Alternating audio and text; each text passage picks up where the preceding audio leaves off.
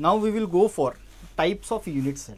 We have already seen that the repeating smallest part of any crystal structure is called as unit cell. Correct. So depending on the position of constituent particles in the given crystal lattice, we are going to decide the type of unit cell. So there are going to be two types of unit cell.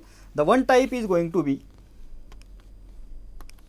primitive unit cell and another type is going to be non-primitive unit cell. So these words are going to be confusing. We are not going to use these words throughout the chapter because primitive unit cell is identified by some other name and non-primitive unit cells are going to be identified by the other name. So let's first go for the primitive unit cell. So in case of primitive unit cell, I already told you that these unit cells, the type of unit cells are categorized depending on the position of constituent particles. So in case of primitive unit cell, the position is going to be at corners.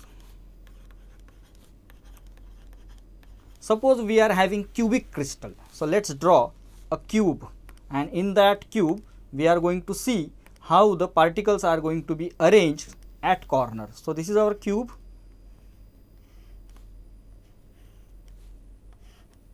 And in the cube we know that there are going to be 8 corners.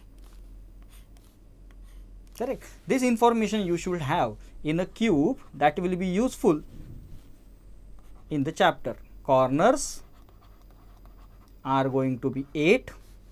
The faces of the cube are going to be 6 and the edges are going to be 12. That is a simple information that you should have.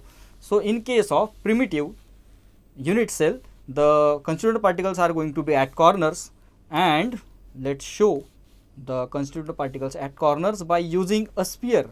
I cannot draw sphere in 2-dimensional, but here you can see the model. This is primitive unit cell. This is our cube, and in that particles are present at the corner. These are the lattice points. These are the constituent particles shown by a rigid sphere. While drawing on notebook, board or on PowerPoint presentation, we are not able to draw it in 3D, 3-dimensional. So here we are going to draw it as a circle. But here you can consider it is going to be like a sphere. So first corner, second, third, fourth corners above and 4 corners are going to be below. So 8 corners are there occupied by the constituent particles. And this type of unit cell is called as primitive unit cells, but we are going to call it as a simple cubic unit cell, or in short we are going to call it as SC, simple cubic unit cell. So this is how it is going to be. This is the model. 8 corners are occupied. Okay, so in the next or the non-primitive unit cell, we are going to study about how other positions are going to be occupied by the constituent particles. Now let's go for non-primitive type of unit cells. In case of non-primitive type of unit cells, there are going to be 3 categories. First one is going to be face centered unit cell. Second one is body centered unit cell, and third one is end centered unit cell. Now let's see what are the specific positions of constituent particles in each of 3. Obviously in each case there are going to be constituent particles at the corners. So in face centered, in body centered, in end centered, constituent particles are going to be there at the corners. Other than corners, constituent particles are going to occupy the specific positions. So by the name of the first type we can identify that in case of face centered, the constituent particles are going to occupy corners plus they are going to occupy the faces. So in cubic system we know that there are going to be 6 faces. So all 6 faces will be occupied by the constituent particle. Let's draw the diagram for face centered cubic crystal system. This is our cube, 8 corners occupied by the constituent particles. So 8 lattice points are there at the corners, and 6 lattice points or 6 constituent particles we are going to get at the 6 faces. the upward one first face, then this below one is going to be the another face, then left face, right face, 4 we are done. Then let's go for the front face. Let's show it by the another ink.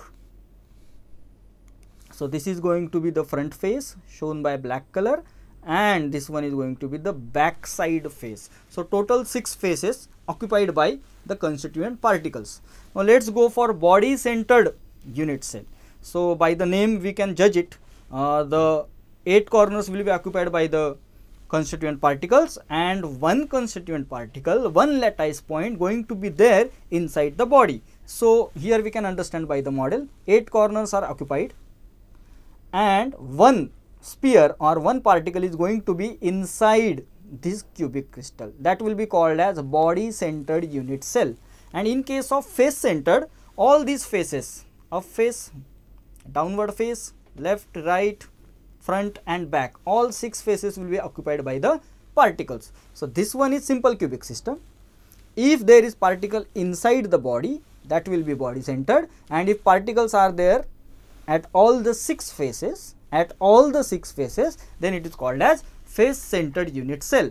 And the last one is the end centered, and in case of end center, there are going to be particles at corners, and the important thing, any 2 opposite faces. Particles are going to be at any 2 opposite faces.